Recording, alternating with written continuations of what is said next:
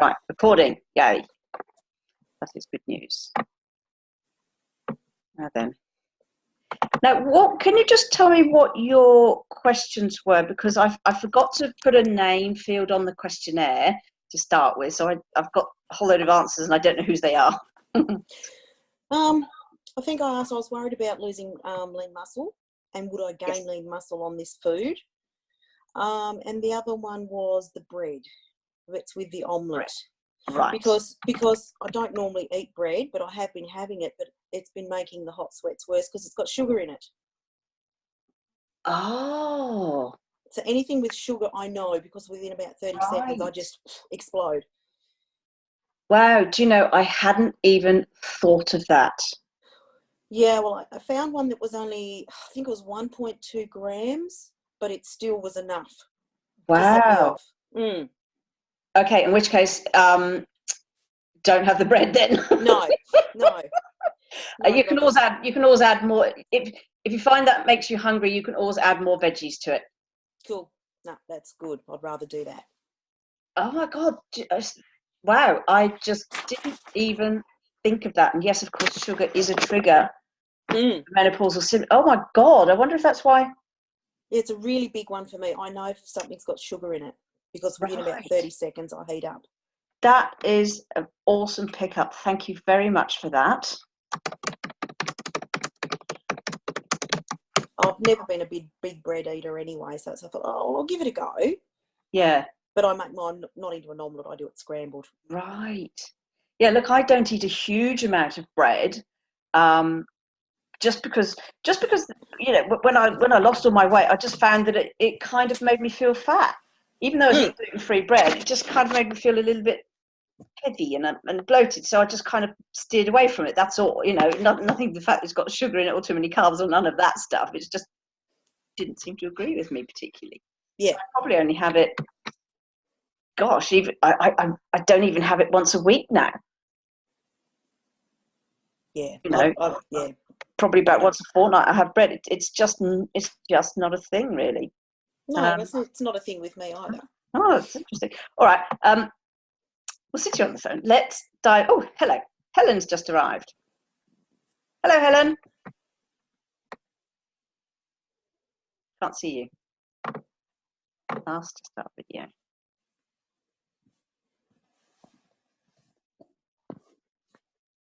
Helen, can you hear me?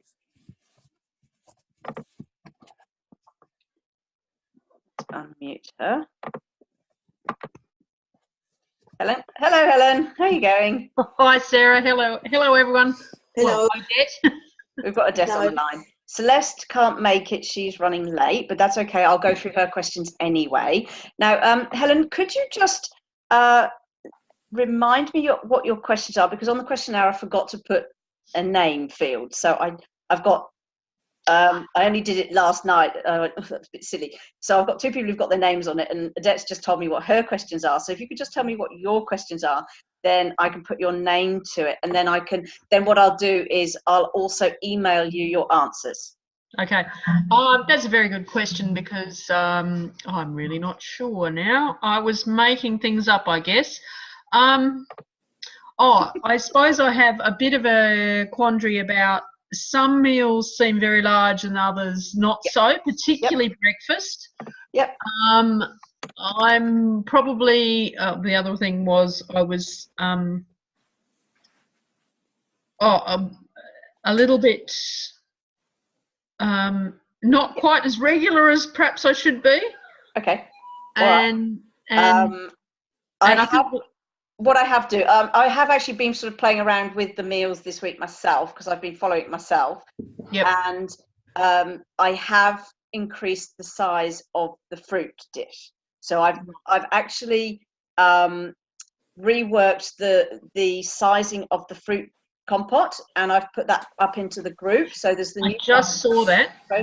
You've just seen that. Okay, that's cool. Yep. And I've given you some extra options to make it bigger. So the meal on its own now should be big enough. And like I said, I'm following this, and I'm finding that I'm not bloated full, but it's enough food for me. And I'm on comp prep, so I'm I'm probably training harder than all of you, and I'm getting through it. Okay, so I have increased the size of the fruit meal, and I'm having that for breakfast before I train, which I'm actually really enjoying. But I've given you some extra options of what I've been playing around with this week. Is I've added a scoop of protein powder to it and the tablespoon of the yogurt, and that is a really nice meal now, because that additional protein just keeps you going for a little bit longer. So that's the change I've made to the recipes that I've just put up on the group. Okay. Yep. Cool. All right. So let's kick off. So I'll start with you, Adette. Let's go through what you've found. So you love the food. I'm stoked to hear that. Thank you. And you've got more energy. Of a morning I have. Come the Yes. afternoon, I sort of fade out a little bit, but that's fine. Okay. Still not sleeping very well. I'm toss and turn. I get up at least twice a night to go to the toilet. Yeah. And I'm always awake. Doesn't matter what time I go to bed or get home from work. I'm always awake around 6, regardless. So still not sleeping. Getting up twice a night's not that bad, actually. No, but it causes broken sleep. Yeah. It's hard to get back to sleep. So that's the problem. It's getting back to sleep. Okay. And you're always awake in the morning, always awake at 6 a.m. Yeah, between 5:30 and 6 o'clock, without fail. Right. Okay. Look, maybe you're just a morning person. I'm a morning person. Yeah. And I naturally wake up. In the summer, I naturally wake up at sort of 4 o'clock whenever the sun gets up. And at the moment, I'm still naturally waking up on a weekend at about 6:15 and feeling good. Yeah. I'm just a morning person. Yeah. Well, see, I'm up and I've got everything done by 10 o'clock of the morning. Right. I've been to the supermarket or I've been to town and done everything. It's all done. Yeah. Look, you could just be a normal person. And this is one thing I found again when I was sort of losing all my weight way back and initially learning my body. That's the one thing that I learned as well, is what my natural time clock was. And because I'd been living against my natural time clock, that's kind of probably why I'd sort of put on the weight as well. As soon as I went back to my natural time clock, that's probably one of the factors that helped me lose the weight as well. So if you're naturally a morning person, don't fight it. No. Okay, just run with it. Yeah. No, but I love the variety of the meals. As I said, it spiced up my life. I love it. It's great because all my food before was just very boring and bland, and I followed what my previous coach had sort of basically led me to believe that was all I could eat. So that's all I did eat. So this is absolutely awesome food. I'm finding now having that extra snack that you've popped in. I'm very well satisfied now. Good. Okay, good. Now, how often a week are you having the kitchery? Probably 4 or 5 times, maybe 6 times. Perfect. That's awesome. And how many times a week are you having the fruit dish? I don't. You don't? Not at all? Or are you frozen? 3 days. Yeah. But I haven't had it since because the apples with their sugar. Are you a little bit FODMAPs, maybe? I've got no idea what that is. Okay, it's basically sugar allergy. It's fructose. Oh, hang on. Fructose, oligo, one of those. Disaccharides, monosaccharides, polysaccharides, sugars. It's sugars. Yeah, sugars make me hot. Right. Okay. Yeah. In which case, on all of the recipes, can you follow the FODMAPs options? I can try that, yep. So in which case you can have a fruit compote as long as you stick to berry fruit. Yeah. So did you want to try that? I don't like berries. You don't like berries? Okay, fine. leave it. I like the omelette. I've tried them all. Okay. And that's but all of the other dishes, can you follow the FODMAPs versions? Yeah. If it sounds to me like there is a test you can get done to test whether you have this FODMAPs, and the first thing that the person will put you on an elimination diet, which basically just cuts stuff out. Now, what this whole menu plan is, it's completely nutritionally balanced. Okay, It's got enough variety in it. It's got, like I say, it's designed to be healing. So as long as you follow the FODMAP options, I think that sounds like it could help you. Okay, I'll give that a go. Give that a go. Now, in terms of lean muscle, and actually somebody else asked about lean muscle, so I will talk about lean muscle and muscle loss and muscle growth. The fundamental only way you can grow muscle is to lift heavy weights or do some kind of resistance training that is heavy enough to stimulate muscle protein synthesis. If you're not doing any kind of resistance training, you never have done any kind of resistance training, this is not going to help. This is not going to help you grow muscle, but you certainly won't lose muscle either. There's enough protein to maintain the muscle that you already have, but if you're not doing any resistance bearing exercises, you will not grow muscle. End of story. Okay. And the whole time somebody has not been doing resistance training, potentially they've been losing muscle. So if you've lived your whole life up to this point and have never done any resistance training of any description, potentially you've been losing muscle all your whole life. So this nutrition plan, if anything, will prevent that, because it's healing, because it's healed your gut, because you'll be absorbing your nutrition much better. If anything, because it's actually relatively higher in protein as well, it will actually maintain what muscle you have. Good. Okay. And you know, you're a trainer, you've competed, Odette, so you know that you have to lift the heavy weights to gain the muscle. You also have to fuel yourself sufficiently with the right foods to then stimulate the muscle protein synthesis, and that's through good nutrition and protein. And like I say, there's plenty of protein on, you know, I'm not going to let you go without protein, trust me. And actually for menopausal women, a higher protein, higher fat diet is a better way to go. So in terms of macro, if you are a macro tracker, an ideal split for menopausal women is 40 protein, 30 fat, 20 carbs. Because women actually preferentially use carbohydrates as energy, what we want to do is kind of shift that energy. We actually want to kind of shift your body into much more of a sort of using fat as energy. So you have to actually lower the carbs. So a 40-30-20 split of protein, fat, carbs is a better split for somebody going through menopause, because your estrogen is so low anyway. Okay, we've got to encourage the body to use fat as an energy source. Well, see, before I would weigh all my food. I'd spend hours working out my macros and how many calories on. But since I've been on this, I now don't weigh anything. The scales haven't come out of the drawer in a week and a half. It's great. Oh, and I tell you what, isn't it much easier? It is so much easier. It's less stressful. There's no dropping you think something on there till the gram turns over. And I haven't, I was using my Fitness Pal, so I haven't even used that. I've just logged out of that, so I've got no idea what I'm consuming. And I think that's probably better for me. Yes. It took a little while to get over, like, oh my God, how many calories am I having? Oh, am I having enough? But I've learned to jump that hurdle. I'm over that. It's just well done. And well done. I'm very, very proud of you for that, because I know at the start you were really stressed about how much is a handful, how much does it weigh. I know you were really stressed, and it's like, oh my God, I have 6 meals a day, how am I going to cope with 3? So I'm really, really proud of you, and thank you for sticking to it. Well done. That's absolutely brilliant. And this is a much more sustainable way of living.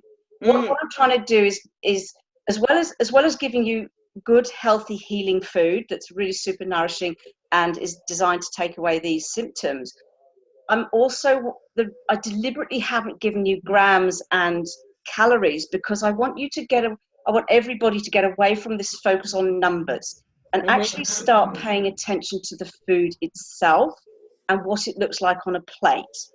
Okay, because once you learn what something looks like on a plate, you can go to anywhere and you know what that omelette looks like now on your plate. you can go to a cafe and have an omelette, and if that omelette's bigger, you can go, that's bigger than the one I have at home. Perhaps I'll only eat 3/4 of it. Cut it down a bit. Cut it down a bit. Mm-hmm. Or if it's smaller than the one you have at home, you go, oh, that's a bit smaller than the one I have at home. Maybe I'll have some extra veggies with it. Yep. Do you see how you can start? Once you've got a baseline of what stuff looks like on a plate, you can go anywhere, any situation, any social event, whatever like that. And if something looks the same on a plate, you know you're eating the right amount of food for you. Yep. And it's a much more freestyle way of eating and living. It's a much more sustainable way of living. It's much less stressful. Yeah. And it's much less rigid. It's much more natural. Okay. Because this is what I'm trying to teach you as well. Yeah, because before, if we ever went anywhere, I'd say, oh, can I have 100 grams of this or 100 grams of that? And people look at you if you're absolutely mad. Yeah. It's the only thing I've weighed was the egg whites, where you've got 150 grams. It's 3/4 of a cup. So now I just tip it into 3/4 of a cup. And that's the thing. You know, like we found with the handful, once you've weighed a handful and you know it's 48 grams, that's fine. You know, it's the right size for you. Yep. You know, my handful was 30 grams. If I gave you a recipe with my handful on it, you'd be starving. Whereas if you gave me a recipe with your handful, I'd put on weight. Yeah. Okay. So this is why your hands are your best gauge. Yeah. So I just grab and chuck now. Yeah. And I think what I'll do is at the end of the next 2 weeks, I'll give you a whole lesson guideline to how to use hands for making up all sorts of meals going forward. So when you finish this program, this is something that you can learn, and it will keep you going. Once you've got your head around it, not counting, weighing, tracking or anything like that, once you've got your head around this hand stuff, you've got it for the rest of it. It's a skill you have for the rest of your life. Excellent. And you will always be on track for the rest of your life.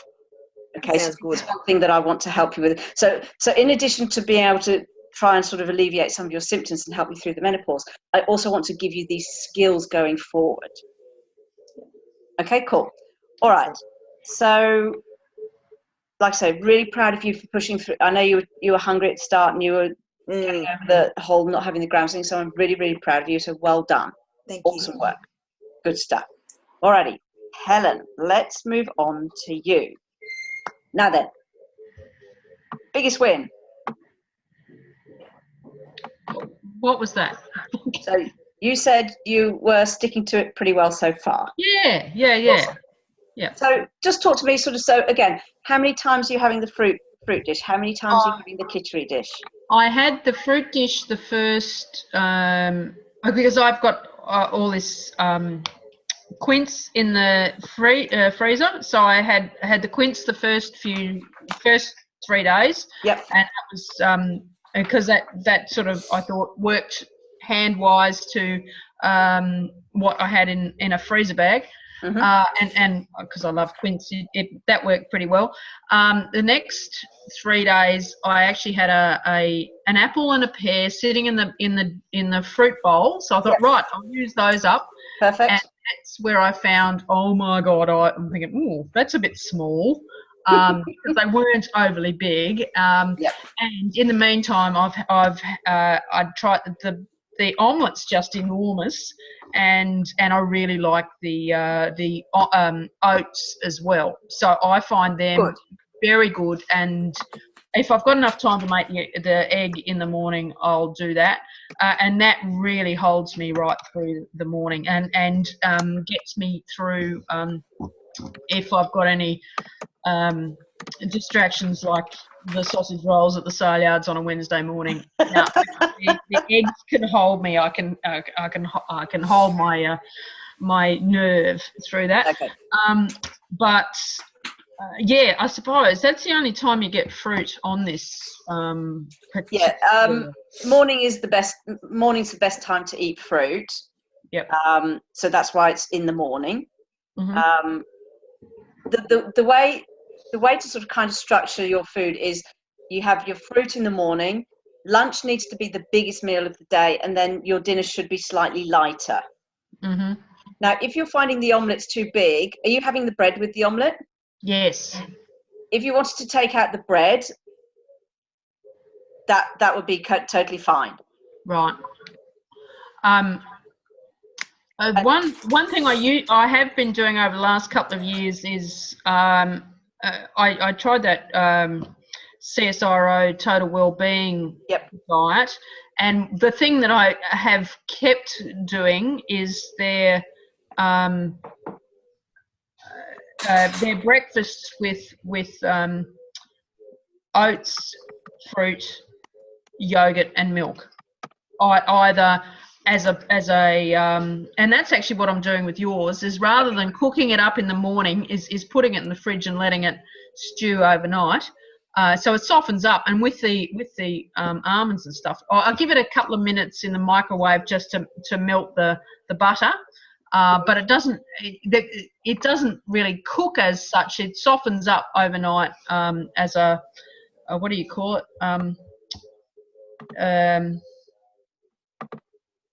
Not a muesli. A bircher muesli, like a bircher muesli. And the other thing, the Syro other option is to do it as a a smoothie. Yeah. Okay, cool. So that adds the fruit into the oats. Okay. What's your thoughts on that? One of the issues you said is that you're not very regular at the moment, and that's why I'd really like you to get onto the fruit compote. Okay. That's exactly what it's designed to do. It's a digestive. And are you having the lemon drink in the morning? Yeah, I've been doing that for about nearly 10 years. Oh, fantastic. And what about this? What about the CCF tea? Have you been having that? Yeah, except for the last 2 or 3 days, I've been doing an peppermint tea at the moment. Okay. It's just that just the curry flavours, I suppose, I was sort of getting a bit over. I'm enjoying the peppermint for a change, and it means I don't have to take a thermos to work. Yeah, that's fair enough. And that's why I gave you some alternative digestive teas. Yep. Yeah. I would like you to have the fruit at least. If you make up a batch, like I say, I've changed the recipe so if you make a batch, it's actually 4 really good meals. I'd like you to go back to doing that, because that is exactly what it's designed to do. Yep. And I've also added to the recipe, I've bulked it out again with flax seeds. Yep. And again, flax seeds are designed to, they've got a soluble fibre in them. So that's also designed to help you keep you regular. So if you can just go back and try the fruit compote again and let me know how you go, that would be really good. Yep. Okay. Okay. Now, biggest challenge with soy and coconut milk. What's the challenge there? I hate it. No, right. I've never considered myself. I've got cast iron guts, pretty much. I don't consider myself lactose, glucose, fructose, anything intolerant. I could eat anything. What's wrong with you? I'm normal. What's wrong with you? And I would, it's just I really don't enjoy the flavour of it. I actually did quite like the coconut yogurt, which I have had a couple of tubs of. But the milk itself, wasn't. And I thought, I'd add more spice, but no. Okay, all right. That's. Oh no. Yeah. Okay. In which case, cut out the milk. Just cut out the milk then. Yeah. So I've gone back to. Well, last night I had a herbal tea. Yeah. So if you're having this sort of again, I've put a whole load of sleep-inducing teas or calming teas. Yeah. And how is your sleep at the moment? It's been really good in the last 3 nights because I'm a bit stressed about other life events at the moment. I've actually taken the sleeping tablets for the last 3 nights, so it's been fabulous. Yes. Because I just needed to get over. Well, today was a very big day. Got over it, so that's good. Okay. Yeah. So have you noticed any sort of decrease in like the hot flashes or anything?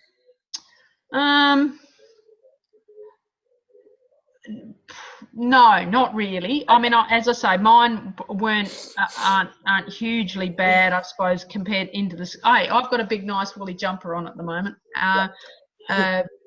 But I still feel them. Yeah. Okay. Yeah. So are you having? Have you been having the miso soup at all, or the one pot? In your case, it's a one pot chicken. I've had the kachari I had for the first few nights, and then made another batch on the weekend, and I've had it a couple of times. I made the miso. The trouble is, so things like miso soup, then I'll have it for 3 days. So I've had at one batch of 3 or 4 days, and I really quite enjoyed that. I'm coming to the point of moving house, so it's either got to be frozen and in a pot in the. I think it was Odette. Did you have that really spectacular bunch of Chinese takeaway? Yes. Yeah. You're an inspiration.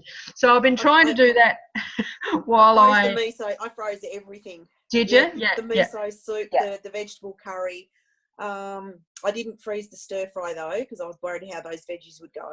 Yeah. I'll make that one up, but everything else, the kitchery, everything's freezable. Yeah. And again, I'm very, very time poor. I don't have time to spend hours in the kitchen every day. That's why I have everything in bulk that you can chuck in a freezer and it's done. I've been having the miso soup every day. I love that. That's so nice. I've also had every day last week. I had the one pot stew, so I was having the one pot stew and miso soup every day last week. And I actually don't have any hot flashes at the moment. Right. I haven't had one. So maybe we could set some ground rules. So I'd like you to have the kitchery at least 4 times a week. So that's basically one batch. I'd like you to have the fruit compote at least 4 times a week. So that's one batch. Yep. And go to town on the miso soup. Yep. As much as you can cope with, because it does get a bit boring. I do understand. But I think the miso soup it's super low in calories as well. So you can just chuck all sorts of vegetables. As long as you chuck green leafy vegetables in it, you're pretty much good to go. And it's super low in calories, so it'll fill you up. And like I say, I've been having that every day. That's a snack too. Yeah. See, that's what the other thing I'm thinking. Oh, it's perhaps a bit more difficult to get to work, but freeze it. The kitchery, you could have that as dinner as well. I've been making it when I get home from work. As dinner. Yeah.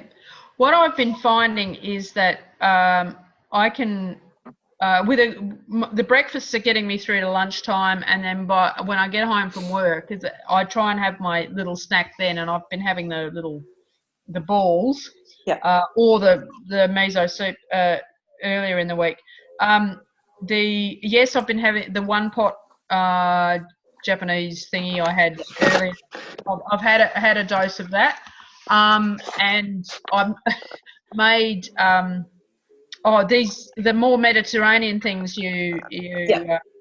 I've actually had the chicken version of the bolognese tonight.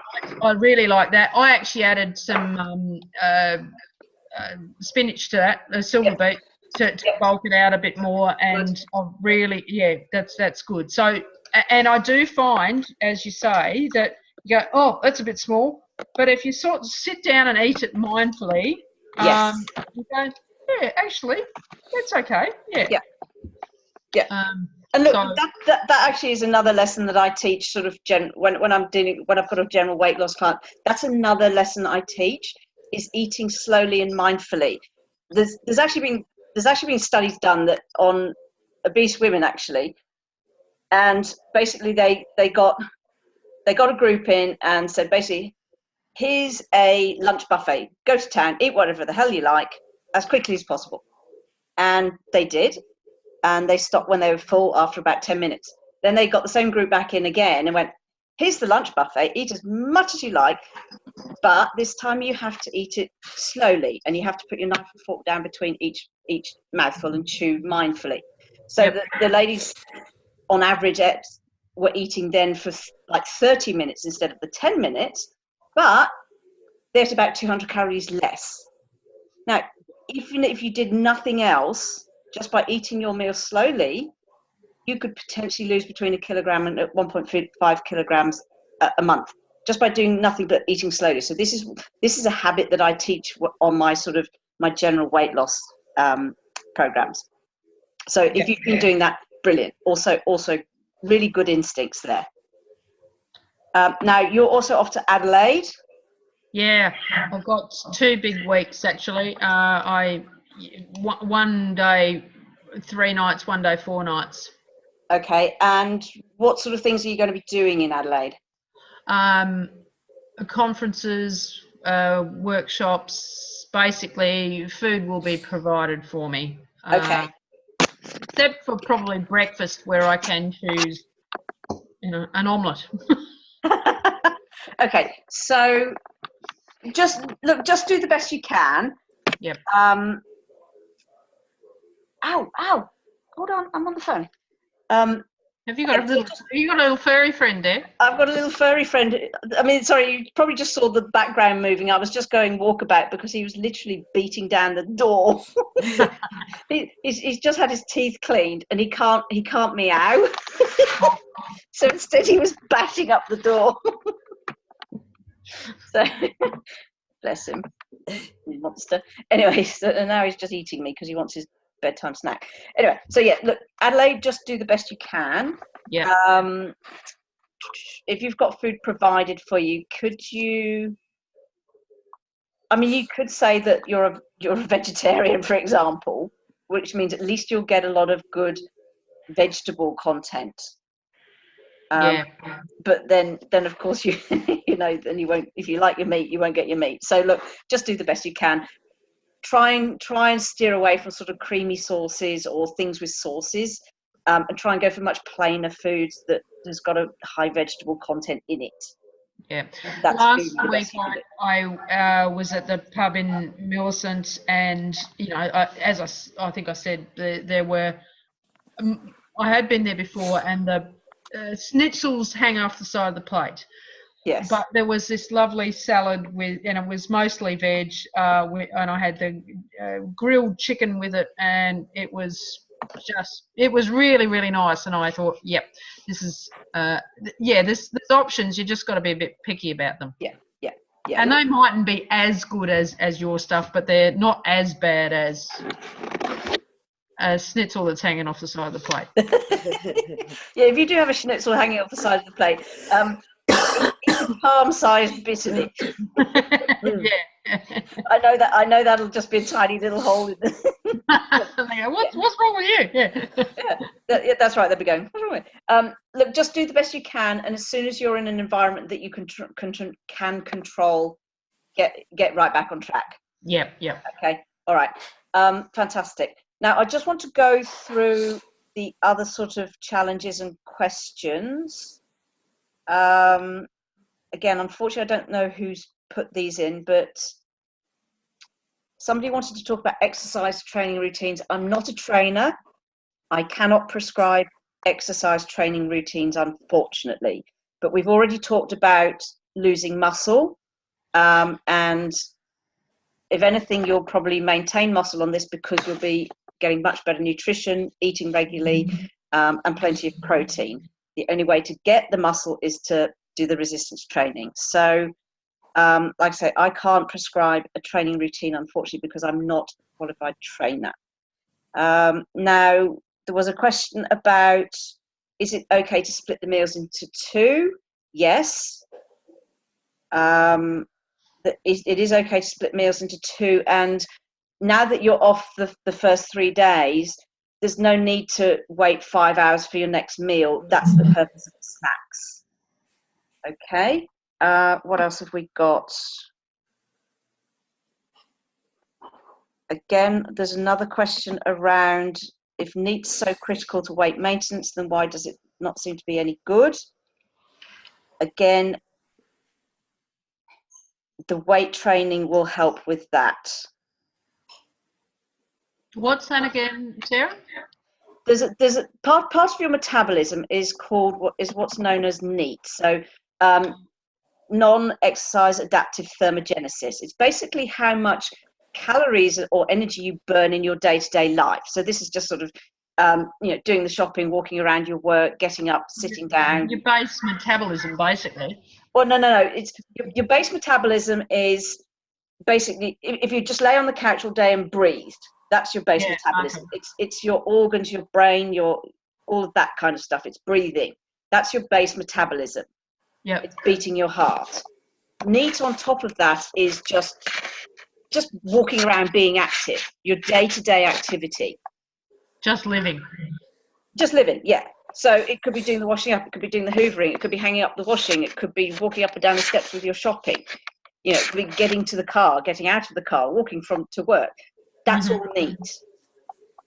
It's not exercise specific activity. Yeah, okay. Okay, so this is why people do sort of 10,000 steps. Yeah.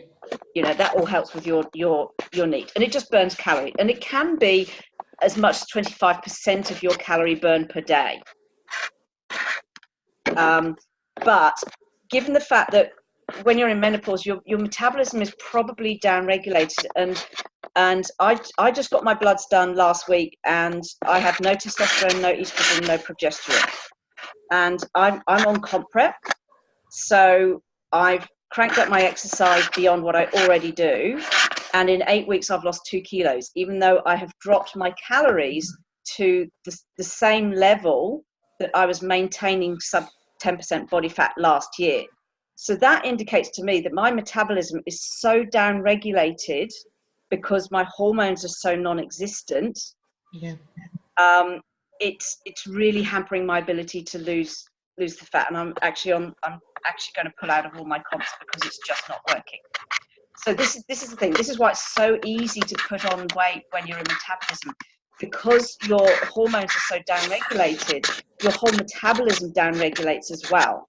So what you were doing before menopause that probably maintained your weight, all of a sudden when your hormones fall off the cliff, so does your metabolism. That's why it's so easy. If you keep doing what you were doing before menopause, that's why it's so easy to gain weight during menopause. Yeah. Would you like to shut that cat up? Sorry? Would you like to shut that cat up? What's he doing? Scratch.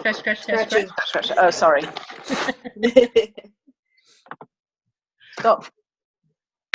Stop. All right, I'm going to go elsewhere. Moved out of my own room here. Right, shut. Right, let's have a grown-up conversation. All right, so I'm just going through all of the other questions. So I don't know if any of these are relevant to you, but I said I'd answer everybody's questions. So there might be something in there that will help you as well. Okay. Now then, we've got another question about, even though there seems to be plenty of fibre, bowel movements now are not as regular, just wondering why that might be. Now, this is Deb. So Deb, when you get the recording, these are your questions. If you're working 16-hour days and your stress is through the roof, this explains everything. It explains why you're not losing weight. And it explains why your digestion is also not normalizing. You've got to try and start pulling back on these 16-hour days if you possibly can, and reducing your stress levels. Hair falling out also is a stress thing. Even in menopause, it is a thing, and combined with the stress, yes, that's going to be hampering it as well. So the best advice I can give to you is reduce your stress as much as you possibly can. So this increased cortisol coupled with reduced estrogen and progesterone will make you hold water. So this is why you're probably not losing the weight that you want to. Okay, yoga and meditation are especially beneficial. So I'd encourage you, if you haven't tried the yoga or the meditation, please give them a go to keep yourself grounded and try and get your cortisol levels down. Factors that will reduce hair loss include a balanced diet, which is what you've got right now. So if you stick closely to the diet as much as you can, it's a very, very balanced diet. The nutritional value of these dishes are through the roof. reduce alcohol, reduce caffeine if at all possible. I know I've given you a coffee on the plan, but it's a healing coffee. Regular exercise, of course, will help reduce stress. Foods that promote hair growth include beans, yogurts, eggs, nuts, seeds, dark green leafy vegetables, avocados and tofu, all of which are on the plan. Okay, so if you're not seeing any changes, the one thing that I'm putting this down to is the stress. You've really got to pull back. So this is for Deb. I'll just go through. Oh, Anne was talking about NEAT. And again, Anne, you may have to look at getting back into the weight training. I don't know why you're waking up every 2 hours. We probably need to have an additional call or maybe a bit of a detailed chat about that offline. That's something that can happen to me too. Really? Yeah, I'll sleep quite well till 12:30. Yep. And every couple of hours. But as I say, the not the last 3 nights. Yeah, no, actually, Helen, this is exactly what happens to me. I by 9 o'clock, I'm absolutely cactus. I go to bed, I crash out, and then between sort of 12:30, 1 o'clock, I wake up. Usually it's a bathroom break, but sometimes I can't get back to sleep. Now, what I have been doing, and this is something all of you might want to think about doing, I've actually been having, I have been having the milk, but I've also been having a scoop of protein powder with fish oil. So I only put a little bit of water in the protein powder just to make it, just so that it's probably the consistency of peanut butter, so not a lot of water. So I can actually eat it on a teaspoon. And then I've been stirring in a teaspoon of fish oil. So the milk with the protein and the fish oil actually seems to be helping me. When I do wake up, it seems to help me get back to sleep. So maybe I'll put that one up in the group. What do you think? Yeah, that's good. All right, well, let's give that a go, because we'll give that a go. I was reading somewhere that that particular slice of night when you wake up is a blood sugar issue. So it could be that your blood sugar's too low to keep you asleep at night. So I'll put the sort of the protein and fish oil up in the group, and might be worth giving it a go. I don't know if that helps your sleep. So much the better, because if we can get your sleep normalizing, then it's so critical in normalizing all of your hormones and everything else. Yeah. No, I'll give that a go. Yeah. All right. I'll put that up in the group then. Cool. All right. I think, yeah. So somebody else also had a challenge with sleeping through the night. So let's see if this protein thing helps. Now, I'm really, really glad to see that a lot of you have noticed that water and inflammation have gone down and your clothes do not feel so tight. That's a really good result. I'm really happy with that. Cool. All right. Do either of you have any questions? Because I've gone through yours in particular. I've gone through everybody else's questions and challenges. So is there anything else that you have, any questions you have for me? No, I was just sitting here going through the recipes, and as you said, for me to follow the FODMAPs. Yep. In with the miso soup, I've actually already cut the onion out. Okay. Because I find I was farting too much. You're really sounding very yeah, that's a classic FODMAP symptom. Right. It might be worth you getting a test. Now, where would you get that done? Probably a naturopath. Okay. Yeah. Just, I don't know, if there's actually a particular breath test you can do that tests the sugars. Mm-hmm. So you have a think. Yeah. Might be worth something might be useful to know. Yeah. But sure. But this is the thing, you're already very aware of it, which is great. And I suspect you are a FODMAPs person. So that's why I'm recommending that you follow the FODMAPs options. Yep, I will do. See what a difference it and makes. see what it does. Yeah. Because these recipes and these meals are far more nutritionally balanced than your standard elimination diet that you will get given if you have that FODMAPs test. Okay, but just if you're curious, and you're giving me all of the symptoms of somebody who is potentially FODMAPs, or basically sugar intolerant, then might just be useful to find out. Yeah, I'll do that. Okay. Thank you. Awesome. Okay. Well, look, ladies, if that's all of your questions, and you're happy with where you're at, and you know what to keep doing, so keep doing it. Keep doing what you're doing. Keep following the plan as much as you can. Yeah. And then we'll have another check-in in 2 weeks.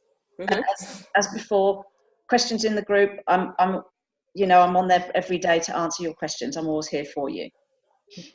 Awesome. Yeah, I'll be an apology for that fortnight meeting. But yeah, I'll look in on the webinar, or whatever happens afterwards. Yes. Yeah. So look, again, I'll be recording it. I'll put the link to the recording in, and again, I'll send the questionnaire out. If you can fill it in again, then I will make sure I answer your questions. Yep. Awesome. Excellent. Thanks, Sarah. Right, well, keep going. Thank you very much. I'm really pleased with how you're doing, and the feedback that you're giving me. This is brilliant. So yeah, let's just keep going. Very good.